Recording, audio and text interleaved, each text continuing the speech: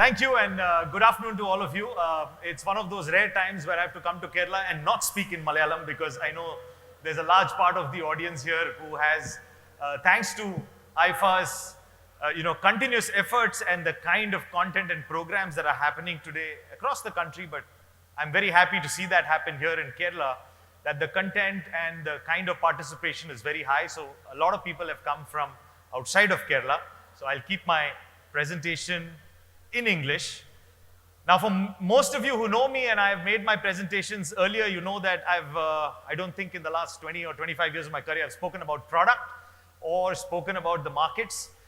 It's always about something to do with practice management and something that people can take back, maybe even one idea that you can put into your business. It's about perspective. It is about changing the way we think about some of these traditional things that we do in our practice of advisory. And the most favorite topic for me is always retirement. And I know that you will probably have heard me or seen many of the presentations I've done, so you will see some repetition, of course, but I hope to keep it fresh. And I was very surprised when my friend Sam and Manikandan and everybody came to office and said, you've done many presentations, but you being so much, so passionate about retirement, you haven't done the retirement presentation in Kerala, you've done it everywhere else. So I said, okay, let me probably do that this time that I'm with you. So I do definitely want to thank, all of my friends in AIFA, Sam, Benzi, Krishnanand, of course, Manikandan is outside the room, I'm sure doing something very busy. And of course, I know our friends, Ramesh, Paddu, everybody is here. So thank you so much for participating. So let me dive into my presentation on retirement.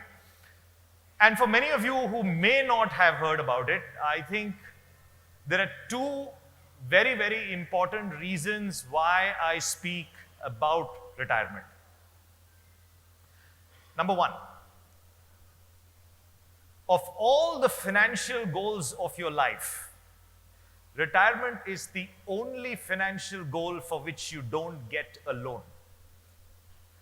Of all the financial goals in your life, retirement is the only financial goal for which you don't get a conventional loan. There are things like reverse mortgage, which are far more mature in markets outside, but not in India as much. So that's reason number one. You want to send your kids abroad for education, you want to buy a house, you want to buy a car, there is marriage, there is business starting, all of that. You will get a home loan, education loan, personal loans, whatever. There's no loan for retirement. And the second important reason, which is probably something that you will appreciate, retirement is the only AUM that you have that does not get redeemed. Retirement is the only AUM that you have and you can build which does not get redeemed. Only an income is created out of that AUM when a person reaches the stage wanting a cash flow. But if it's about children's education, the child is going to study someday and the money will be redeemed. If it's about buying a house, one day the date will come to buy the house, the money will be redeemed. So that's the power of building on the concept of retirement as AUM for practice managers like yourselves and why it's so important for clients as well. My presentation on retirement is going to be a little different. It's not the conventional thing. And I don't know how many of you know that AMFI has come out with a guideline about what are the rates of return that you can use if you're a distributor or a manufacturer when you're showing scenarios to customers, when you're projecting the returns of what will happen later to your investments. AMFI has come out with a guideline as to what you can use, this industry can use. Many of the finfluencers on YouTube and everywhere else use whatever they want to. These are the rates that you can use, and this gets changed almost every 6 months to 1 year by AMFI because they calculate the 10-year mean returns of each category and then publish it to the mutual fund AMCs to inform distributors that these are the only rates you can use. So for conservative hybrid, 8, aggressive hybrid, 10.9, and equity, 12.42.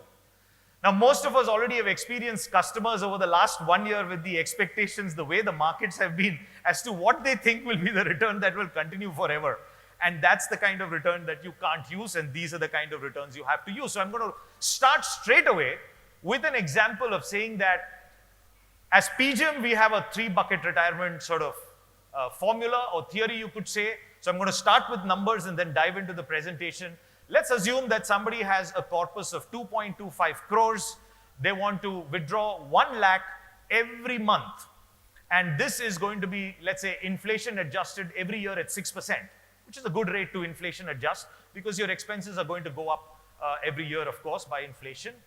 Now, if you invested that into a 100% conservative fund, that 2.25 crore with a 1 lakh withdrawal every month, inflation adjusted, is going to last you for 23 years. If you had the same corpus of 2.25 crores, you wanted to withdraw the same 1 lakh rupees, inflation adjusted at 6%, but now you put it into 3 buckets of the conservative hybrid, the aggressive hybrid, and equity. Simple formula, 33, 33, 33. No complicated stuff. The corpus will never run out. Will never run out. Because by the time you have dipped into the first bucket, it lasts you 7 years. By the time then you get to the second bucket, it will last you 11 years. And by that time, the third bucket has got 18 years of compounding behind it. That is why that corpus never lasts. Simple. Just 3 buckets. Withdraw from the first one. If it finishes, withdraw from the second. The first one is a safe one, so no volatility. The second one is also hybrid. And the third one is equity. It's really turning the thing around to say that in retirement, you should have some equity to help you last. Now, somebody does not even have that money, just has 1.5 crores. People get very anxious about, will I be able to get this corpus? Will I have that much money into retirement? You have just 1.5 crores. You want to do the same withdrawal of 1 lakh rupees, 6% inflation adjusted. You put it into the same 3 buckets. It's going to last you 20 years. But now just imagine this. Supposing you left your job. You had your 1.5 crores, you left your job.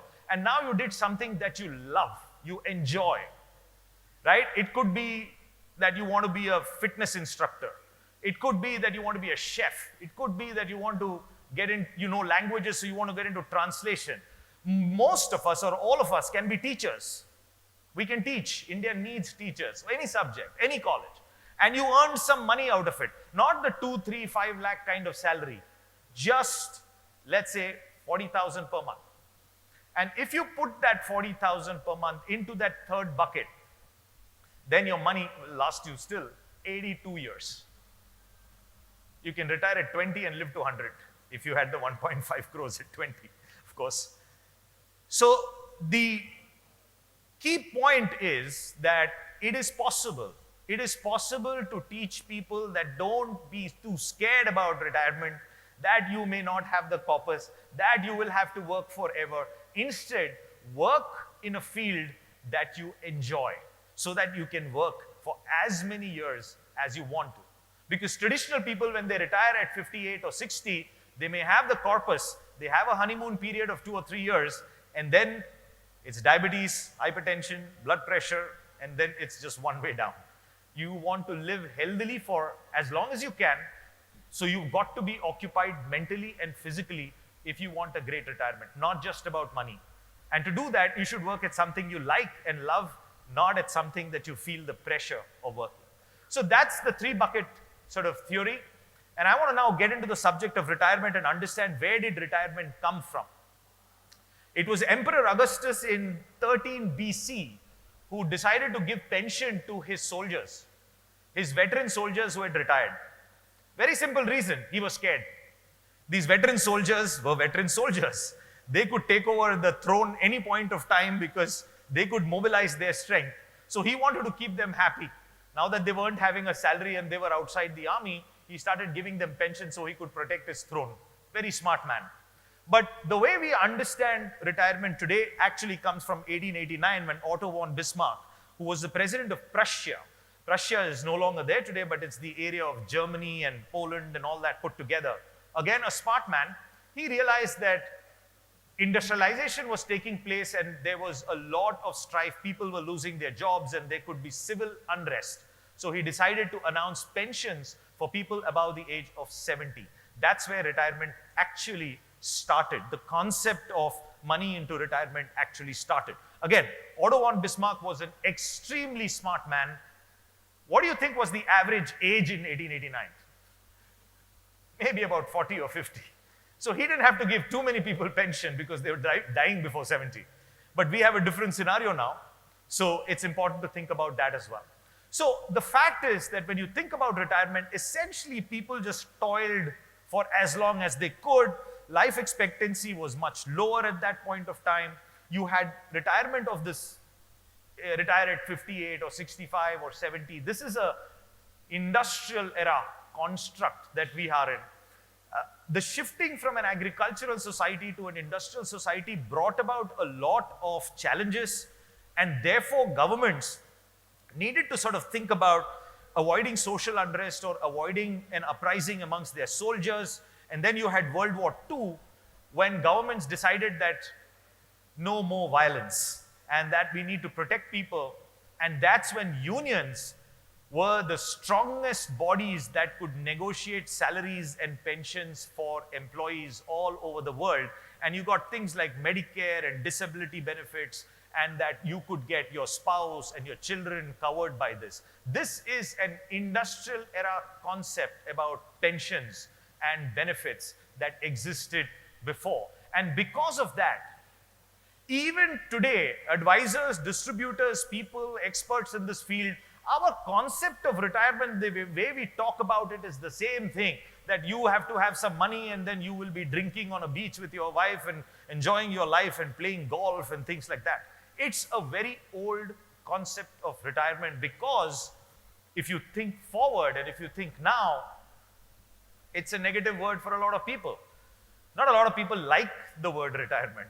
When they hear the word retirement, they think about their uncles or neighbors who have some medical issues, and they've lost their respect of the position that they had, and people are not very happy most of the time. Except for professionals, many of them are pretty happy doing what they want for the rest of their life. Many young people, as you know, don't even want to, work till 60 or 70. They want to retire much earlier, as fast as they can. These defined benefit pensions are all but over across the world. And medical advancements are such that people are living longer and longer and longer. What are you going to talk about retirement planning to the young generation of today who will live beyond 100? Work up to 60, have a corpus which is equal to 25 to 30 years of your retirement life. Well, by 31, then he's on the road, because he or she is going to live to 100 or beyond. How many of us know already people in our relatives and friends who are crossing their 90s so easily? So this whole way of trying to advise on this subject, to say inflation adjusted, you have to have so much money and then it has to last for 25 or 30 years, I think is getting very outdated, is already outdated, and there's a new, fresh way to let people enjoy their retirement, think about retirement in the right way, because it's also a mental and physical thing. Now, if at PGIM, we I was thinking about this and I said, listen, maybe you need to coin a new word called longevity, which is money for longevity. The biggest crisis of retirement, that you're going to live longer and you need money for much more longer. So I want to give you a little bit of a myth buster. Something that we don't think about too much when we think about money. You saw the 3-bucket formula at the beginning, and I just want to tell you something that some of you or most of you may know, but may not have sort of brought it out in front. Just imagine that you have a 1 lakh salary, and every year you're having a 7% increment on that salary. And let's assume that you're saving 10% of that salary, which is about 10,000 rupees, and investing it at about 6%. After 10 years and 20 years, you will have about 1,87,000, or you will have about 7 lakhs at 6%. Well, you're going to say, no, I'm not going to invest at 6% in a deposit. I'm going to, or a fixed income fund or something like that, or a safe product. I'm going to put it into equity and I can get 12%. Fantastic. So you invested in 12%, and now after 10 years, you have 2,55,000 rupees, or about 13 lakh rupees. But here's where the magic happens. Forget about the rate of return and focus on the rate of saving. Don't save 10%, save 20%, but put it in the same 6%. And you have even more money, 373 and 14, simply because you're putting your money to work earlier. And you're putting more money to work earlier. As simple as that. Point being, the savings rate is more important than the return rate. And everybody focuses on the return rate, right? So there are ways that we can reduce the anxiety of people about how they need to save and invest. Of course, PGIM has been doing retirement research. We're the only AMC that does retirement research, because the things we do as an AMC, I believe, should come not from international experts and what's written in books, but with evidence of what we ourselves talk to people in India and see how they are. And we did it 2 times now, in 2019 and 2023. We'll do the next one next year. But I think the most important takeaway that we had is that people who are earning, whether they're husbands or wives, they imagine that they're saving for their family. It is their responsibility that they need to save for their children and their spouses or whatever it is. What we got to see post-COVID is that a lot of people were saying, what about me? What about my personal likes, my dreams, my aspirations, what I want to become? I will do it for my family, but what about me doing something for myself? And I think that's an important shift that is happening in people, especially the younger ones as well, about self-identity. Please also remember this very beautiful insight that we got from our research. People only invest for happy goals. We got it during our group discussions, right, with people. People only invest for happy goals. Children's marriage, children's education, buying a car, buying a house, very happy. Retirement,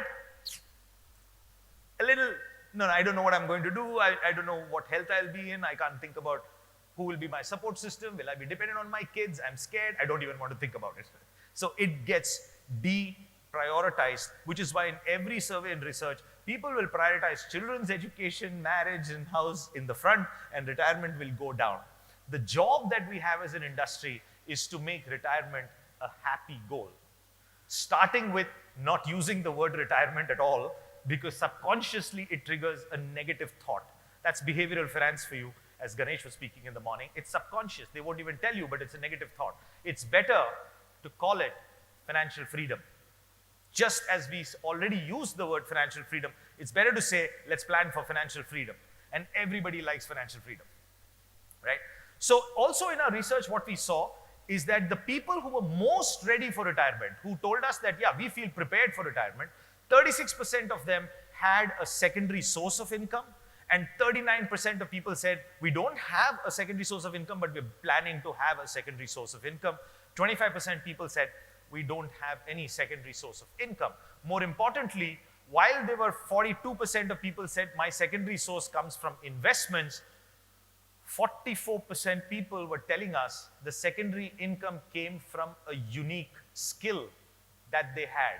Which brings me to probably the most central point of what I today believe about retirement, which is that the biggest risk about retirement is that you can earn your money just from one skill.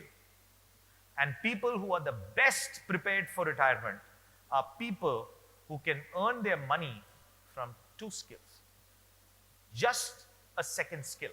Something that is your hobby, your passion, that you can today, in today's digital world, you can monetize. You could not have done this 20 years ago, but in the world of the internet, the world of social media, you can today do it. And during COVID times, we saw families and neighbors cooking and baking and making stuff, and people were buying that. And even today, there are a lot of people who do that. So we've come up now with a new report, which you will see at our stalls here, which is the 50 different hobbies that people have been able to monetize Where can you do it from? Is there a certificate required? How much will it cost? What infrastructure does it require? How much can you earn? And how can you enjoy that particular hobby? 50 different hobbies. And there's a lot of stuff in there. You can go from career counselor, cybersecurity advisor, childcare service, CXO on hire, tour guide, game designer, beauty grooming, sports coaching, cloud kitchen. You can keep going, social media, brand designing, supply chain, online educators, translation, administration specialists. This one is a good one. I was talking to some young people and they said, listen, I want to stop working at 30 and I want to backpack all around the world. I said, okay, do a course in bartending or what's called mixology, making some cocktails. You go to a beach in Spain and you tell the local pub over there that I'll make Indian cocktails, 10 of them, earn 500 euros, go to your next holiday. Keep earning as you go. Why wouldn't you do that? It's just a second skill. It's simple to do, right? So you can make it possible. It's as simple as that. It's not difficult. So being a life coach, compliance advisor, there are 50 of them. So what you will see is, you'll see, what is it that you can learn and become? What is the scope of that? What all you can enjoy? How much will it cost you if you decide to sort of learn that? And what do you need to become one of them? For instance, if you want to be a certified yoga instructor, to get a certificate from the Ayush ministry, it costs 9,000 rupees. 9,000 rupees to certify yourself and learn to be a yoga instructor from the Ayush ministry and have a certificate so you can teach people. And then you know how yoga instructors earn, online and offline.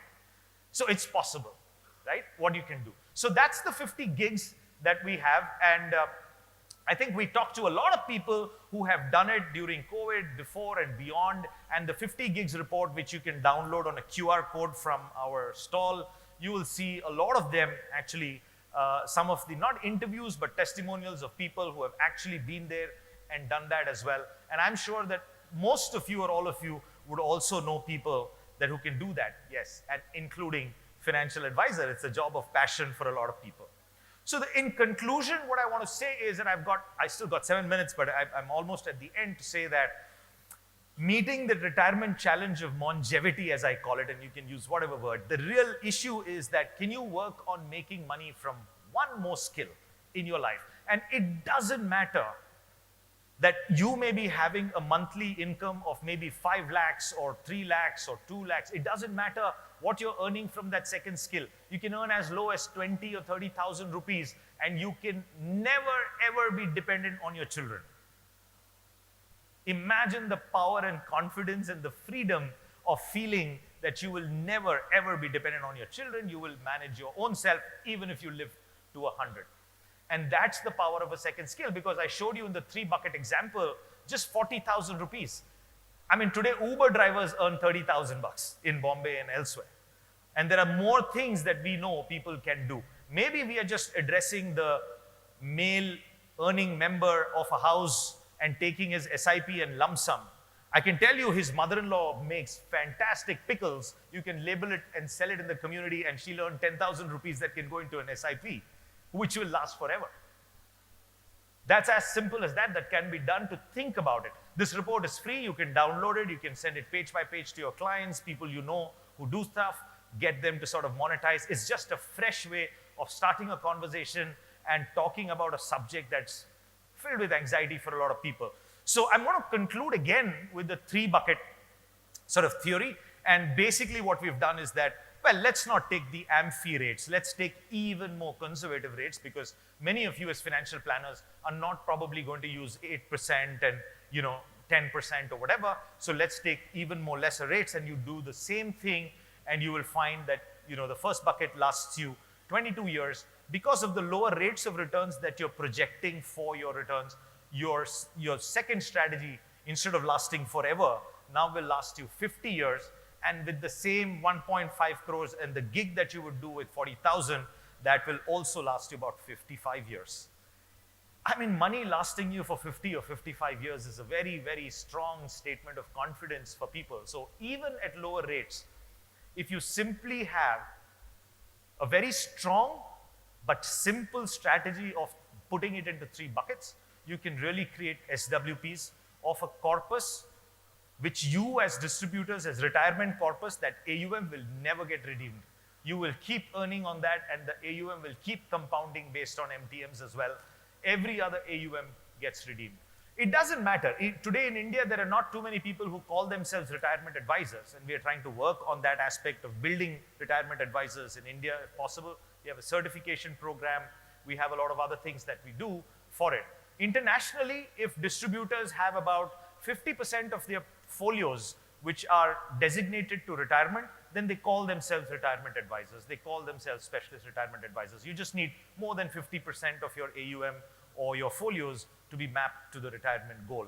And that's the way that you can all start a journey with at least every client having a retirement folio, or at least building a certain target percentage into retirement. It's a very powerful concept, and it's not difficult to do.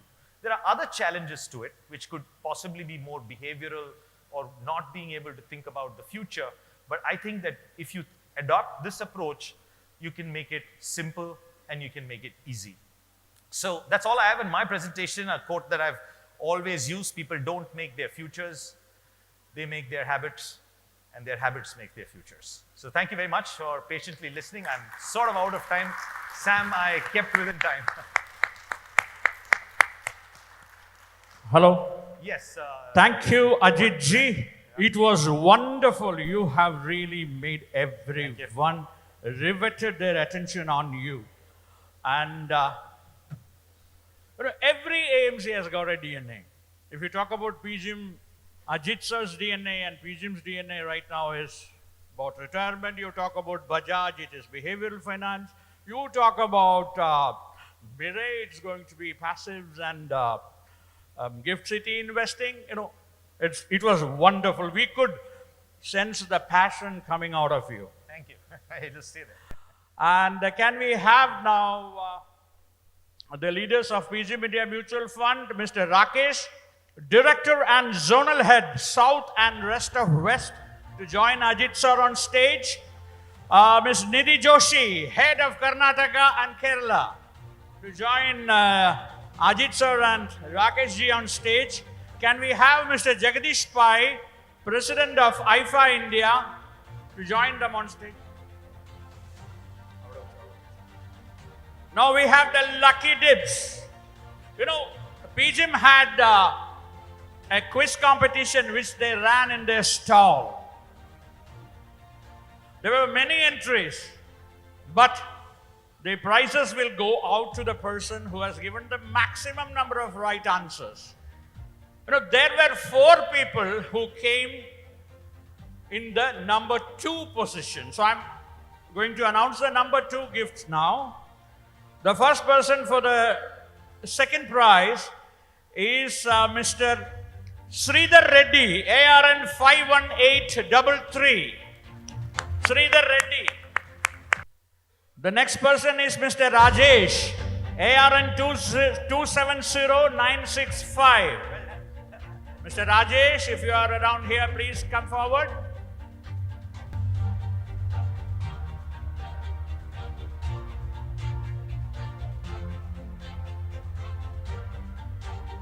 Mr. Rajesh, calling Mr. Kiran Gandhi, ARN 108036.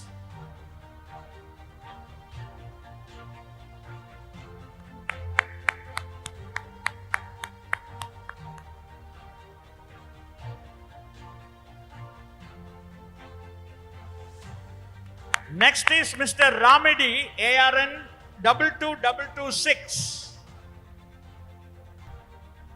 All these 4 gentlemen scored 8 points out of 10. Now there was just one gentleman who scored 9 upon 10. Oh, sorry. It was 10 out of 11. Calling Mr. Harshad Doshi, Quantum Ventures LLP.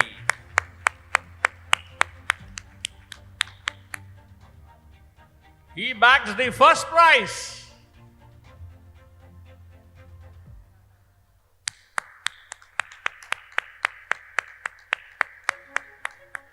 Now we have the AIFA Mega Lucky Dip. Yes.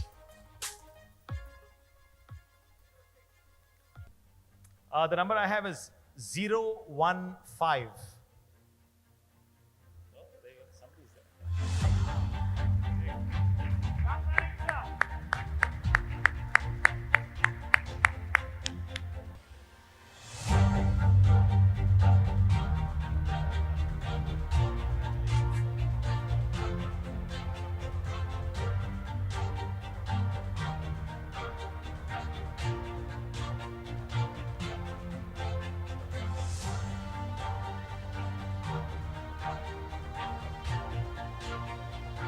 We have one more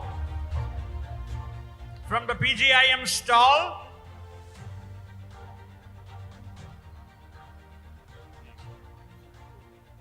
It is ARN 2872 Jayaraman.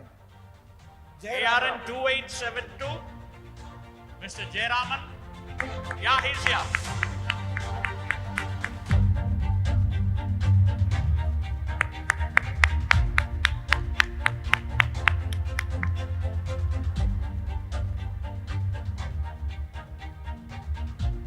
The president of AIFA and AIFA India personally wishes to also recognize three fine gentlemen, and the award is aptly titled as the Growth Champion Award. And the first awardee is Mr. Binu Vages from AIFA Trivandrum. The AIFA Growth Champion Award instituted by our president, which will be given out by Ajith Menon, sir.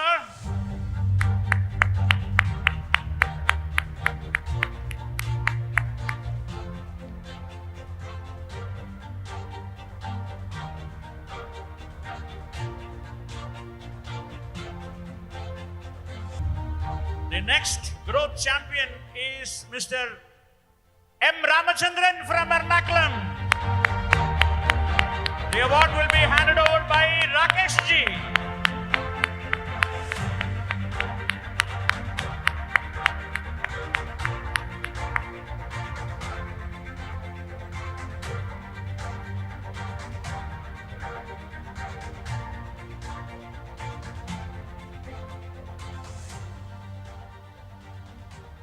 Next award is any guesses?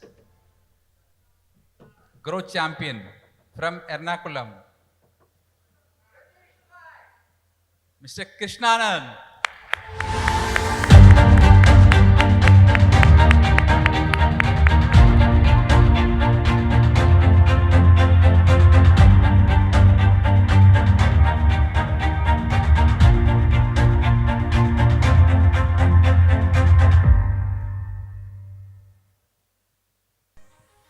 Thank you, Ajit ji. And to hand over a small token from the side of AIFA India, can we have Mr. Manikanthan Nair to kindly come forward?